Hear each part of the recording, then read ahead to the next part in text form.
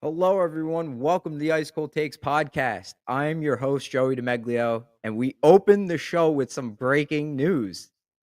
Wow, as I'm preparing for this, as I push this off 15 minutes at a time, the Rangers have fired head coach Peter Laviolette and assistant coach Phil Housley. Dan Muse and Michael Pekka will have the opportunity to interview for the next coaching staff on the Rangers. So I'm reacting to this right as we speak. So like this just came out. If you're listening to this later on, I'm just reacting to this. I'm just seeing this right now.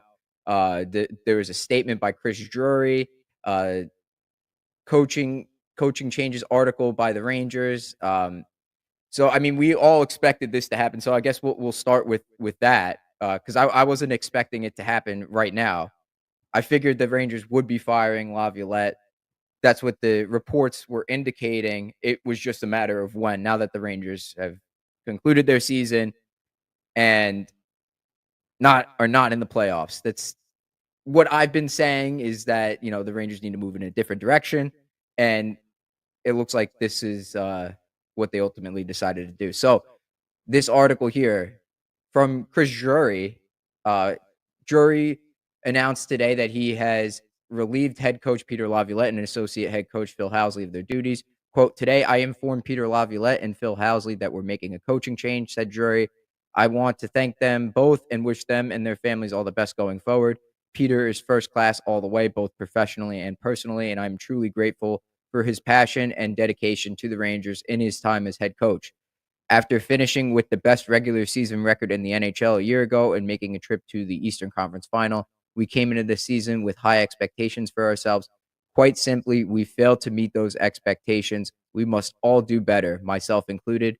As we head into next season and beyond, I felt that a change was necessary in order to give us the best chance to achieve our goals as an organization. Our search for a new head coach will begin immediately." Okay. So, again, this was expected. Phil Housley too. He ran the defense, and I should clarify he was an associate coach, not an assistant coach. Uh, Not that that changes much. It's just the terminology I wanted to get correct. Um, Michael Pekka and Dan Muse having an opportunity to return. I like that. I've been banging the drum for Michael Pekka to be considered as a head coach on the Rangers. So them keeping them around on the staff is pretty good. I like that because they're younger guys. They aren't retread guys. I like the idea of going younger, and I think the Rangers should be doing that with their head coach. I don't think they should be going after a retread unless someone like Mike Sullivan or Rod Brindamore becomes available. The Rangers should stay clear, far away from retread head coaches. You want to go after Jay Woodcroft, fine. You want to try and recruit David Carl, yes, I'll take that. If you want to go after Jeff Halpern, yeah, that's fine. I would like that. But if it's Joel Quenneville, John Tortorella, someone like Peter Laviolette, I'm not on board with that. We've seen what happened with the Rangers the past few times. Gerard Gallant didn't work out. 2 years and done. Out. Peter Laviolette, 2 years and done. Out. David Quinn, even though he was a new hire out of college, but it turns out he has a lot of tendencies of retread head coaches. Only took 18, 19, 19, 20, 3 years, and he was out. It's time for the Rangers to go with more of a permanent head coach. Who that is, we will see over the summer. It's going to be a long offseason for the Rangers, but this season ended again with so much more drama. Like the Rangers just could not get away from it this season. Every week there was something, everything. And I think I'm going to have to keep going with the podcast. Usually I take a break now. Past 2 years I take a break during the summer. I think I'm going to have to keep putting out episodes with how much content they keep coming out with, the Rangers. I mean, this past week, last weekend, it came out that Calvin DeHaan had comments frustrated with the play, with not being played at all. He only played 2 games with the Rangers since he was acquired, and he made comments that he was frustrated. He said it was fucked how he was treated. Those were his words. Then on Friday, oh, no, not on Friday. On Thursday, it came out that there was a settlement between the Rangers and MSG and, a former employee that Artemi Panarin sexually assaulted her. So, again, never a dull moment in Rangerstown. We will get to that shortly. I have a whole thing prepared for that. That's gonna be, the ice cold take segment. And now right now, Peter Laviolette getting fired, right, as I'm preparing for this. I had my phone on silent, so I couldn't react to it in real time. Um, so I guess we could start with oh, and also, Sam Rosen's final game as broadcaster for the Rangers was on Thursday. So 40 years of excellent of an excellent, amazing broadcasting career, one of the best to ever do it across all sports, not just hockey and the NHL. Sam Rosen calling it quits, riding off into the sunset. Kenny Albert, rightfully named as the TV play-by-play announcer next season for the Rangers on MSG. Kenny is the perfect pick for it. Guy's been doing Rangers hockey for many years, I think like 20 plus years. Very knowledgeable on the NHL, well in tuned. I think it's a great fit there. Um, but Sam Rosen, I'll just give this I'll give a couple moments just to thank him for being the voice of the Rangers for so many years, for being the inspiration for me to get into sports journalism in the sports media field. Uh, so many great calls and memories over the years. I know the Rangers didn't get the job done this year or last year. They couldn't find themselves get themselves back into a playoff spot like he had hoped for. Uh, I'm just happy that he got the respect that he deserves. Sam Rosen chance at MSG. The Rangers closed it out perfectly with a 4-0 win. No tough game. Nothing crazy happened. It was just a smooth game from start to finish. And to have that for once in this very frustrating season means a whole lot. I will say that. I know the game was meaningless. Maybe you were hoping the Rangers would lose to have a better draft position, but the win means something to me because this guy dedicated 40 years of his life to calling the Rangers, the team he grew up rooting for, and it's a perfect send off for him. I'm happy that it ended the way that it did, like the last game. I'm not happy that the Rangers didn't make the playoffs, but you know what? I've already accepted that and I've moved on. Good for Sam Rosen. Um, Glad that the Rangers came through with a strong performance, a shutout in the final game, 4-0, and possibly Chris Kreider's last game too as a Ranger. He had a couple points, scored a goal in the third period. Zibanejad, we don't know if that's gonna probably not his last game as a Ranger because he's got the no movement clause, and he said he doesn't want to go anywhere. That also came out in a report this week. So again, lots of content, lots of stuff brewing in Rangers Town here. And it's just the beginning. It is just the beginning. The Rangers still have to figure out if they're going to keep this year's first round pick, if they're going to transfer it to the Penguins, if they're going to give them next year's first round pick. We don't know. A lot of balls up in the air for the Rangers. But I want to transition to the next thing was Calvin DeHaan's comments uh, last weekend. So I have an article pulled up from Vince Mercogliano. So DeHaan at an optional skate said those comments that I said before in the beginning, that he didn't like the way that he was treated. He was healthy scratch in pretty much all the games. He only played like 2 games, and the Rangers performed pretty well. He played 3 games, and the Rangers performed really well in those games. 2-0-1 was the record when he was in the lineup. Then they got Carson Soucy, and they never went back to him. So I understand that he'd be frustrated. He also walked back his comments, though. He didn't realize that it would cause a firestorm on social media. He said, "Maybe I should have chosen my words a little better, frankly." He thought it was gonna be like a small talk conversation with the reporters. I don't blame him at all for saying what he said. I actually wish he didn't walk back his comments, but I know that the Rangers PR had to have said something to him that, "Listen, you have to say something. This makes us look bad." if you've been listening to this show, I've been calling out the Rangers organization for a while. And the fact that not just one player this season, but multiple players have called out the Rangers and how they've been those players have been frustrated with their ice time, how things have gone down, their situation. I mean, that says a lot. It's not just a one-off instance.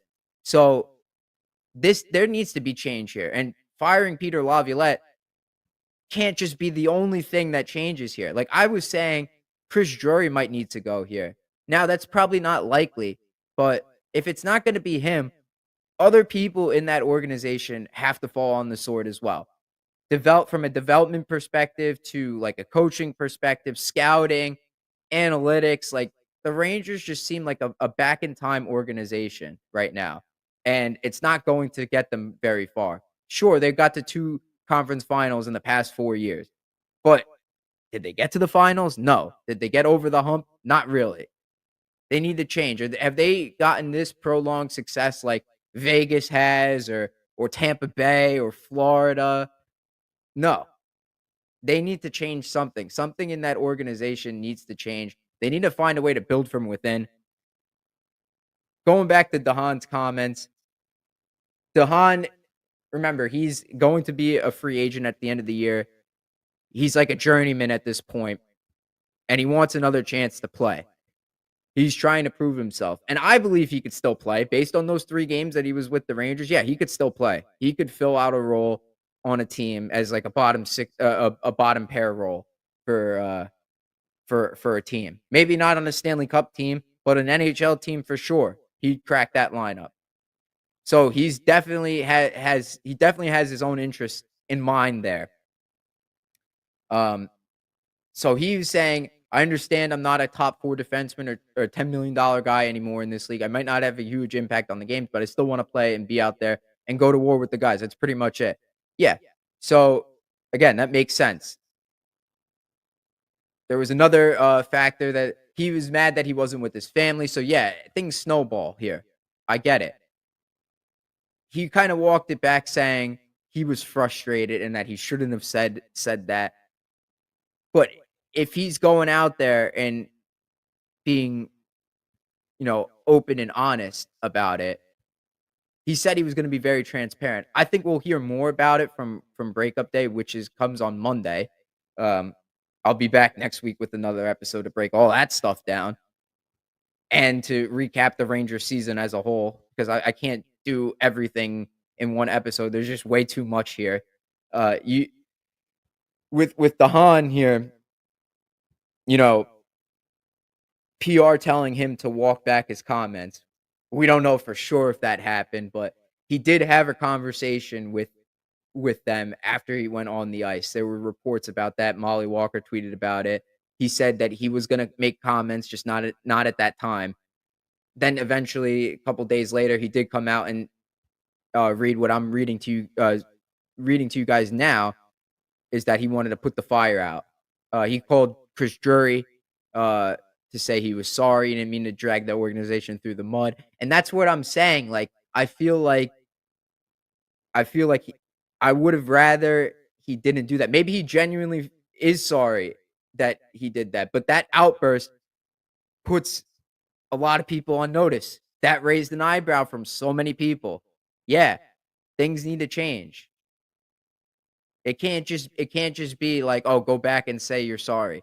Like, yeah, there's something here. Capo Caco is saying it. He's finding so much success with the Kraken.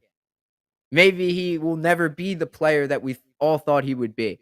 But the fact that he's saying that he feels like he could play so much freer there that it doesn't matter if he makes a mistake. They're going to keep putting him out there.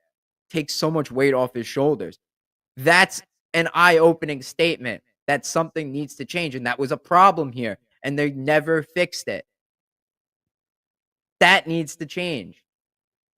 As long as this incident can lead to another guy can lead to a change within the organization where, all right, this guy currently in this role is not working out. Let's try something else. Let's go younger or let's have a different perspective on things. As long as that happens, I'll be fine with it. If it's not the right person that they replace him with, we'll judge it after the fact. But something needs to change. That's the bottom line here. Dahan communicated with Peter Laviolette. No hard feeling. Dahan said that he had no hard feelings against Laviolette, and it's a business. Yeah, I get it, but not going back into the lineup when the Rangers were so poor defensively is a head scratcher. And ultimately, Laviolette lost his job not because of this, but uh, because the Rangers failed to do any damage this year, and they were expected to do way more. They didn't even make the playoffs. They're a lottery contending team. They have a chance of getting the first overall pick.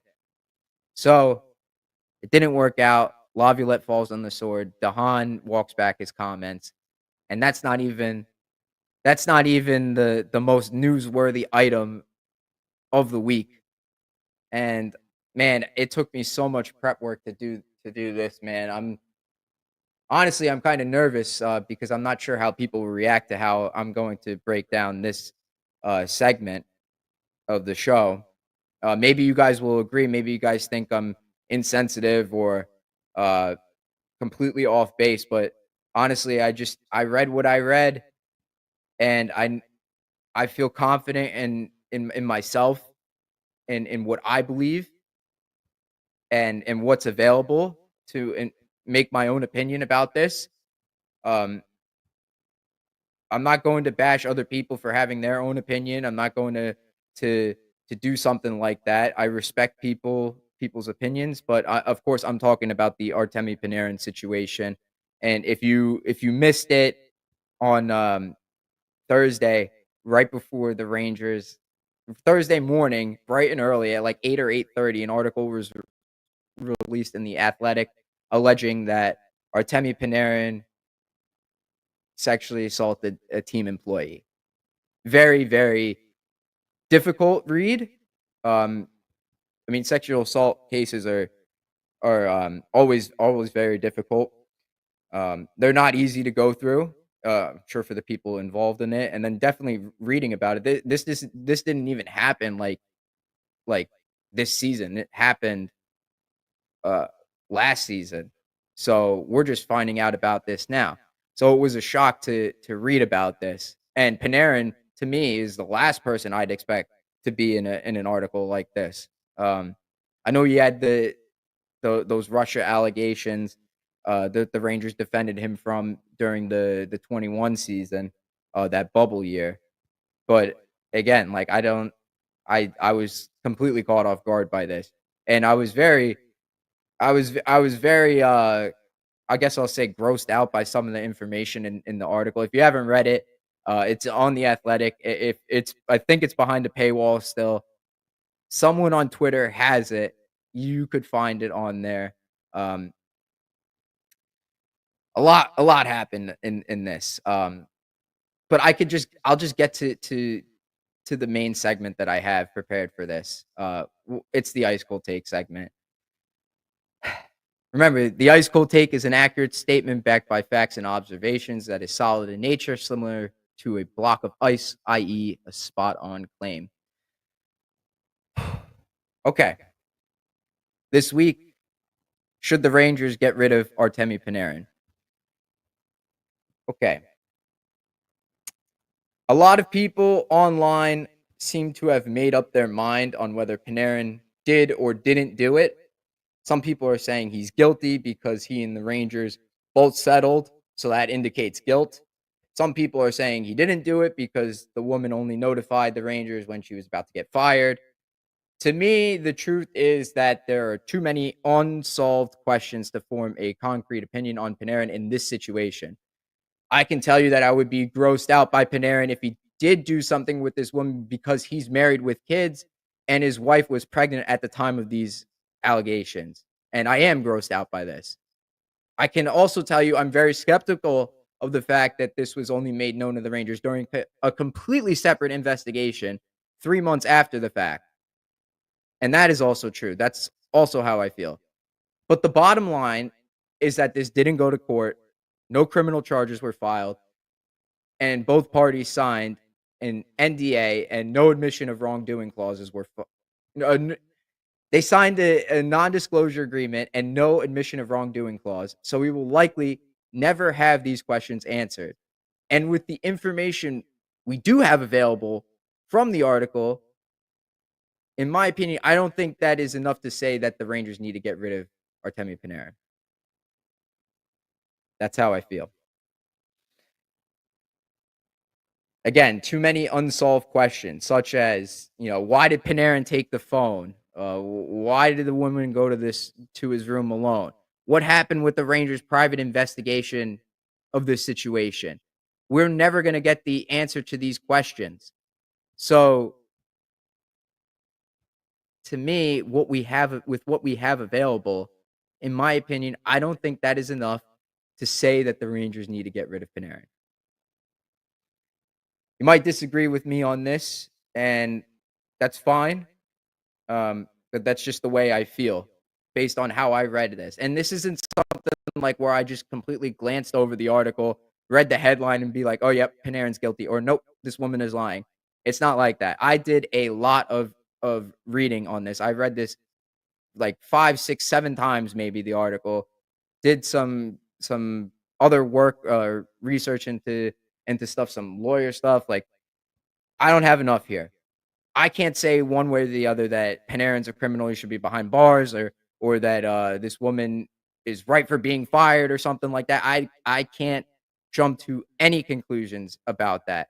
All I know is that the Rangers believe that not enough happened to get rid of Panarin, and that's what the Rangers think.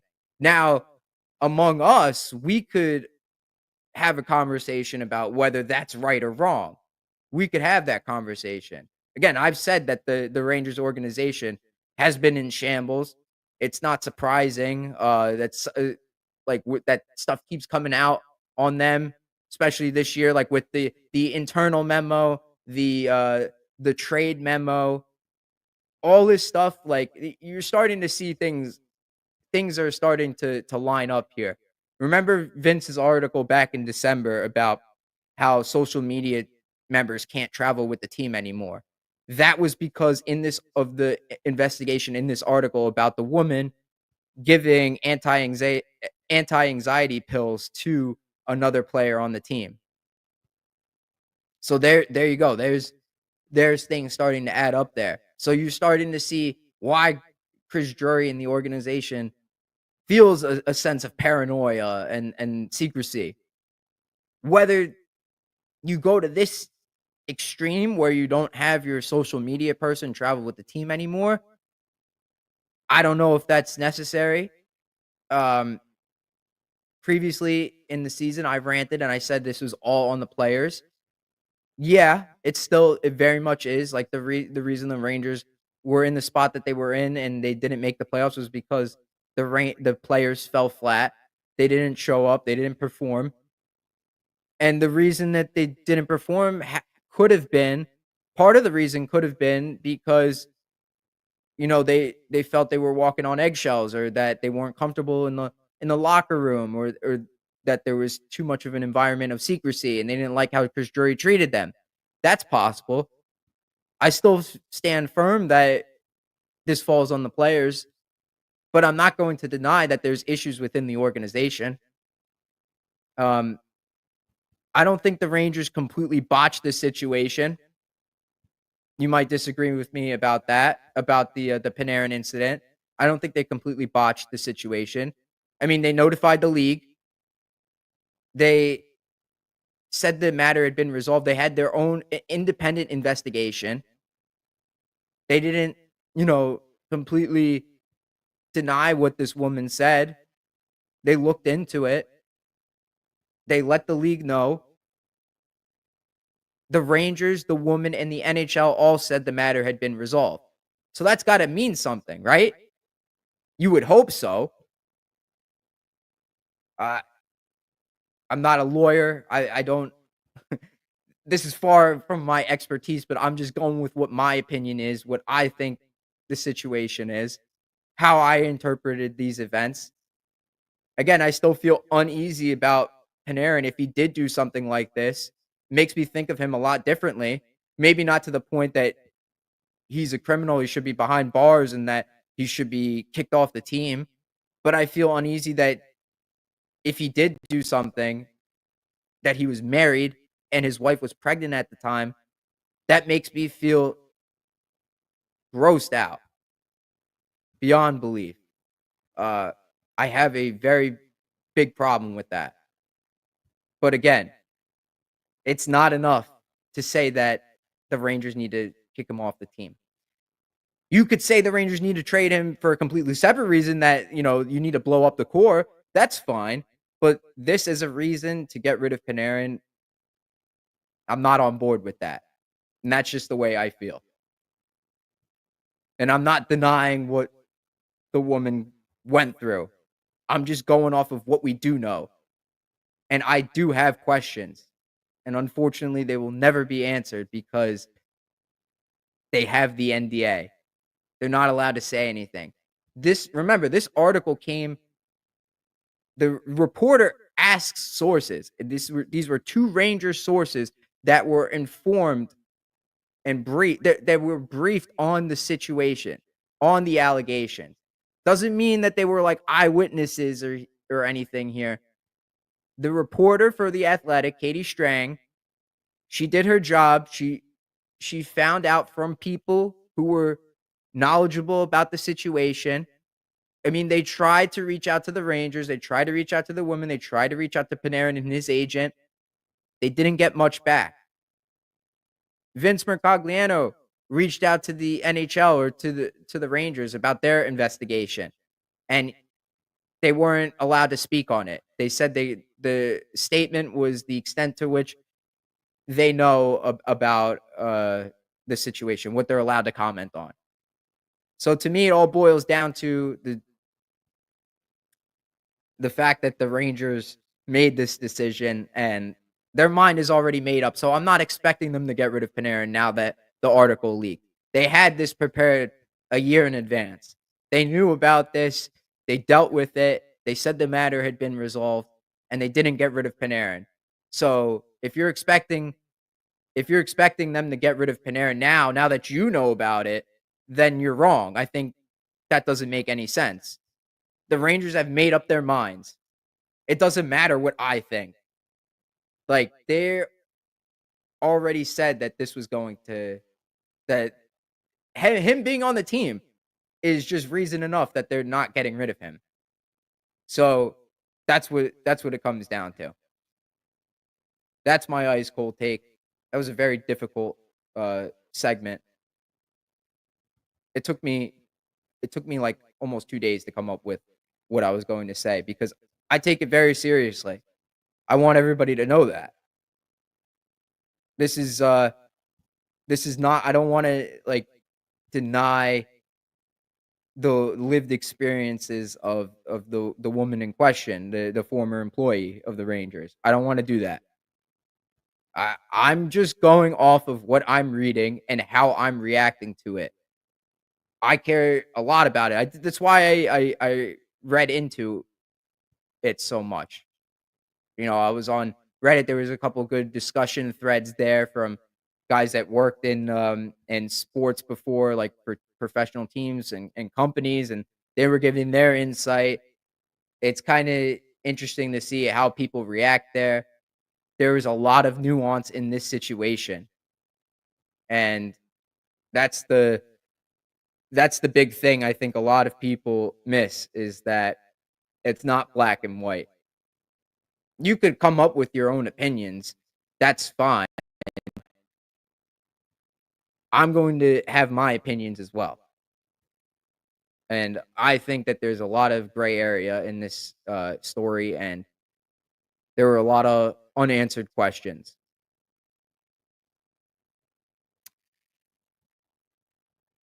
That's it for my ice cold take there, though. What else could we talk about before we wrap it up? So I want to try and get more people on the show. Again, I know this year was a lot of solo shows, which is a lot different than what I've done in the past on Ice Cold Takes.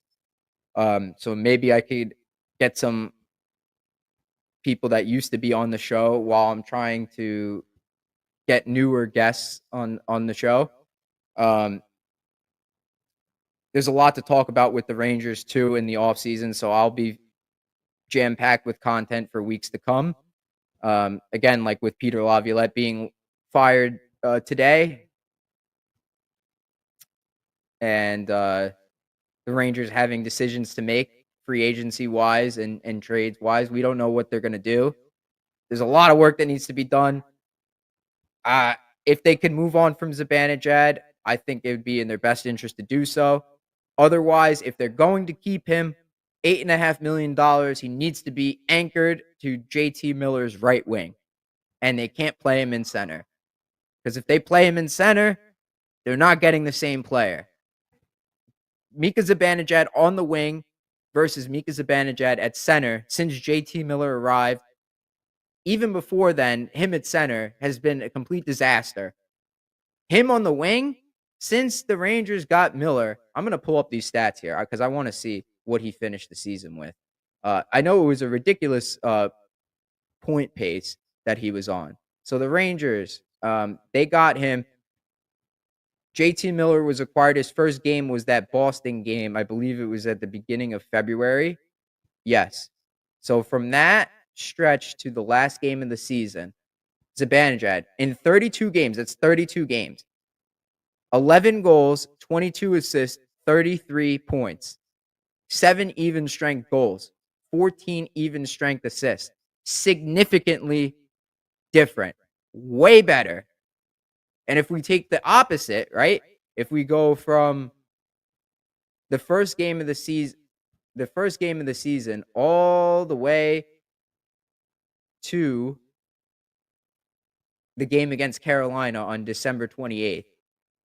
In 50 games, Mika Zibanejad had 9 goals, 20 assists for 29 points, a minus 25, only 6 even strength goals, and 10 even strength assists. That's such a clear difference in play there. That is insane. The Rangers need to, if they're going to keep him, you got to anchor him to the wing, and it has to be on JT Miller's wing because he did a lot of damage there. What was his plus minus? He was at league worst plus minus. He got his plus minus in that 32 game stretch from the first game JT Miller played with the Rangers to the last game of the season. He was a +3. For the season, I think he was a minus 22. Minus 22 on the season. Only a +3. So, I mean, not that good. Defensively, he's got the issues there. But, man, the point totals were coming, man. Pause. Even strength play is the main thing here. Because Zibanejad is notorious for not having 5-on-5 points. That's a huge get there. Completely changes everything. Like we talk about not having a first line right winger. Okay, that point production, point a game player over 32 games. Yeah, I'll take it. $8.5 million too. Not bad. Not bad. But the Rangers definitely need upgrades throughout the lineup. Defensively, they need a lot of help. They have to get rid of Carson Soucy. He's not the answer.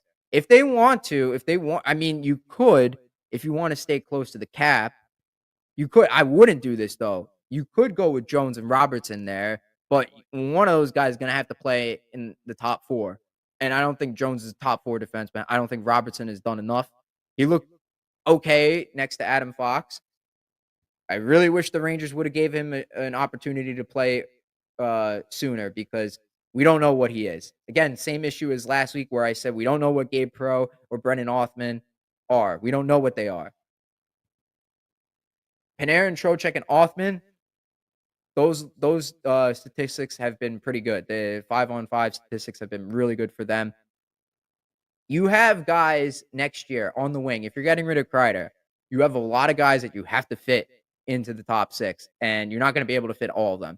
You have Gabe Perreault, you have Brennan Othmann, Will Cooley, Alexis Lafreniere, Brett Berard. You have Zibanejad, who has to be anchored, like I said, to JT Miller, Panarin. That's 7 wingers there. 7. You can't play all of them in the top 6. So pick which ones you want to go forward with. We know Cooley's coming back, that's for sure. We know Lafreniere is going to be coming back. Perreault, we don't know if he's going to be ready. Brennan Othmann has got to have a great offseason training. He has to come in to next season at training camp and blow the doors off. Whoever's going to be the head coach, he's got to blow the doors off. Make him force the coach to play him. That's the point Othmann is at in his career right now. He needs to make a lasting impression. If he goes back to the AHL, it's a failure. The Rangers should just trade him. He's got to crack this lineup. He's got to make it a point to work on every facet of his game, both his strengths and his weaknesses, and make it without a shadow of a doubt, just like Will Cooley did in his rookie year, last season. Make it impossible for them not to play you. Impossible not to notice. That's what the Rangers and that's what Brennan Othmann needs to show the Rangers. Gabe Perreault, same thing. I think a year in the AHL would do him well, but if he has a good offseason, I could see him cracking the lineup. I could see that as a realistic possibility. But then again, if you're putting Panarin on the first line and Zibanejad next to JT Miller, you have 2 wing spots available for Cooley, Lafreniere, Perreault, and Othmann. 2 wing spots for 4 guys. You want to put Lafreniere on the third line? Okay. I don't think that's a good idea because you don't really have a 3C. That's another position that the Rangers are going to need to fill. Maybe they go after Pavel Zacha. I don't know. Some 3C they need, and it can't be Johnny Brodzinski because Brodzinski would be a great 13th forward, not a third line center. I know his goal pace was pretty good, especially because he's cheap. I'm not comfortable putting Brodzinski as a third line center for a playoff team, not even a cup contending team. I'm talking about a team that wants to make the playoffs. Johnny Brodzinski is a third line center, not good enough. 4th line center at most, 13th forward at best.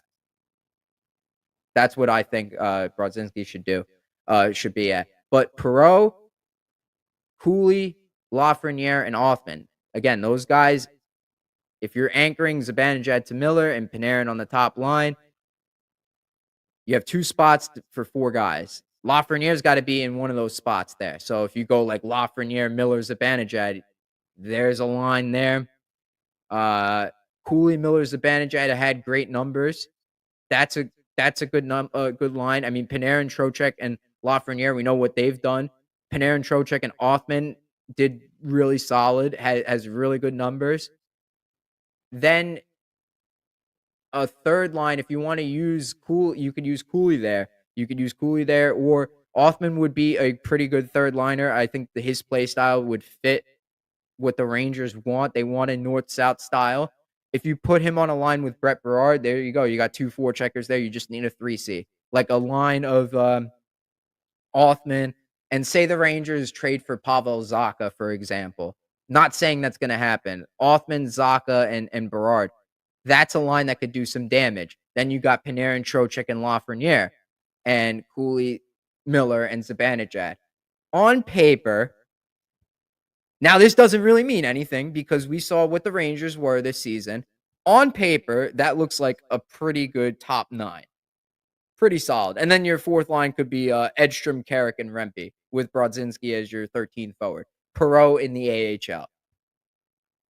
I wouldn't mind that.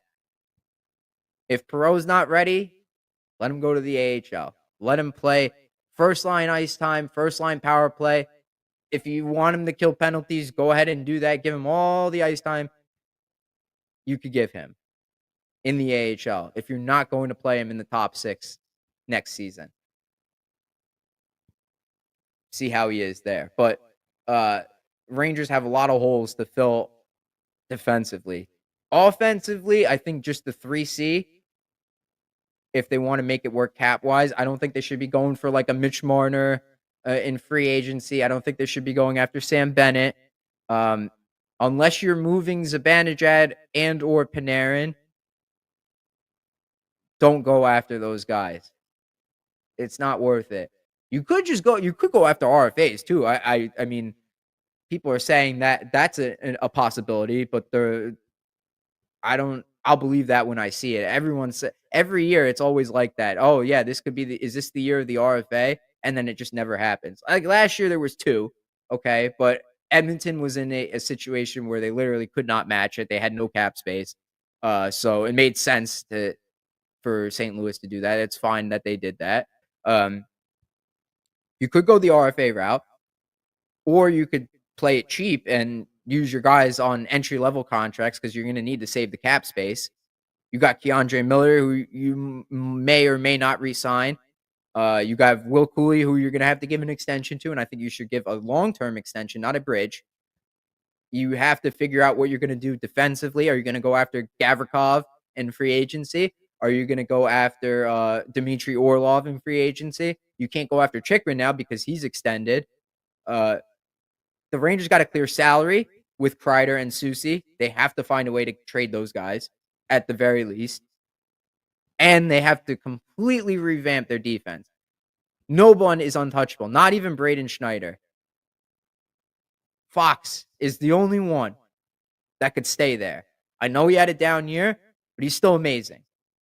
You keep Fox, everybody else is a wild card there for me. Everybody else, like Schneider, if you could get a really good NHL defenseman in return for him in a trade, go ahead and do it. Even if he makes more money, do it because you need to upgrade. What the Rangers did was downgrade at the trade deadline defensively. They need to rid themselves of a lot of these guys. And I know they locked themselves into them already. Like Soucy is already locked in for next year. Borgen is signed to an extension, which that contract is not looking good already. Maybe he'll do better with a different defensive coach. I think the Rangers should shift to a zone style of play in the defensive zone. You see it all the time with Stanley Cup teams. They use their big body defensemen, park them right in front of the net, and make it a living hell to get to the slot area. It's worked on the Rangers before when they were in the playoffs. Why can't the Rangers try it with their defensemen? Instead of playing man to man, where you have to be constantly moving, I think it's better the Rangers just shift to a defensive style. Maybe you get a bigger defenseman. You require someone like that, but it's not Carson Soucy. It's not him. Got to get guys that could skate and break the puck out for sure too. So shift to a defensive style, a zone style in the D zone. Get a coach that'll do that. You got to get rid of Soucy. You got to get at least 2 new defensemen to fill out your team there, and a third line center. The wish list, the checklist for the offseason is massive. Massive. Not to mention you have to trade Kreider. That's a given, though. And you need to re-sign Will Cooley and maybe Keandre Miller. I think if the Rangers next year went with a pair of Fox and Miller for the entire season, all 82 games, I would be happy with that. I would be because their numbers were really solid. I know Miller didn't have a great start to the season, but he picked his game up and towards the second half, I believe. Still a lot of glaring mistakes, but offensively, the talent is undeniable. The offensive zone talent is there. And that Rangers could use that. But yeah, the wish list, the checklist, the offseason checklist for Chris Drury is massive. There's a lot that he needs to do. Thankfully, he won't have actually, he does have Kreider to deal with if he makes it difficult to be traded. But that salary needs to come off. The Rangers are only going to have less than It's $9.67 million in cap space. That's not going to be enough to re-sign all their guys. They have to sign Edstrom and Rempe, I think. There's guys that they need to give an extension to. Hopefully they won't cost that much. A lot of stuff needs to happen in the offseason. We're stuck with Chris Drury. That's it. We're stuck with him. So, I mean, I hate to break it to the guys that were trying to get rid of him, hoping that he was fired. We're stuck with him. And now the Rangers, we have to hope that the Rangers effectively work with what they got. As fans, we got to work with what we got here. Chris Drury is a GM. He's got to go after guys we think he would go after. Again, I'm not happy. I'm people know where I stand on this. If you listen to the show the past couple weeks, I think he should have fallen on the sword, and the Rangers should move in a completely different direction, front office wise. But it doesn't look like that's going to be the case, so we're stuck with it. What are we gonna do? Right? Like there's nothing's gonna change here. You just gotta hope for the best here. Like the Rangers are gonna have opportunities to get guys again. Chris Drury can't miss. He's missed far too often with these not going after certain players. Last offseason included. Because the Trouba situation. He didn't have enough room to do anything. And he had no backup plan. So he just rolled with the same exact lineup. Can't happen again. Changes, surgery needs to be formed on this roster. Defensively and a little bit offensively. And coaching wise, hopefully you could figure that out soon. You know, you don't want to drag it out any longer. Maybe you wait a little bit to see, like, I don't know if Carolina gets eliminated in the first round, do they think about firing Rod Brindamore because they've been kicking at the can for many years now with him as the coach. I think it's like what 7-8 years. So maybe they feel like it's time to move in a different direction. If you could get your hands on Brindamore, I mean, I would love that, especially if you're looking. That seems like a match made in heaven there. Like if Drury is looking for his team to be more of a north-south style, that's how Brindamore coaches. What better coach to go after than that? And the Hurricanes play a great defense. They're a great defensive team. That's the best of both worlds there. So you improve your defense and you get your north-south style that you've been asking for. I could see Chris Drury waiting to make something like that happen, but how realistic that is, I don't think it. I think it's a very, very slim possibility. I'd say at most like 15% chance that happens, but I don't know. Anything could happen. I don't think the Devils are going to beat the Hurricanes in the first round because they don't have Hughes, Jack Hughes, that is. But I suppose anything can happen. Well, that's it for me, guys, on Ice Cold Takes. I hope you guys enjoyed this episode. If you did, leave a like on the video. Subscribe to the channel. Hopefully, I'll be back with more Rangers content throughout the summer. It didn't end the way this season didn't go the way we all thought it was going to go. I'm sorry about that, but at the very least, I could give you guys some Rangers content, something to think about, something to interact with, something to comment on. Let me know how you guys feel about Peter Laviolette being fired. Do you agree with my Panarin take? Leave a comment down below, and I will see you guys next time.